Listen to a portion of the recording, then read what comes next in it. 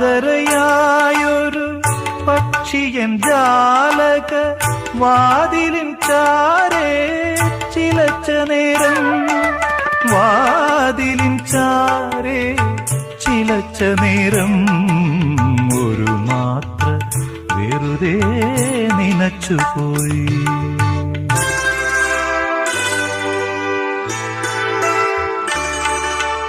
അരികെ നീയുണ്ടായിരുന്നെങ്കിലെന്നു ഞാൻ ഒരു മാത്ര വെറുതെ നനച്ചുപോയി, ഒരു മാത്ര വെറുതെ നനച്ചുപോയി.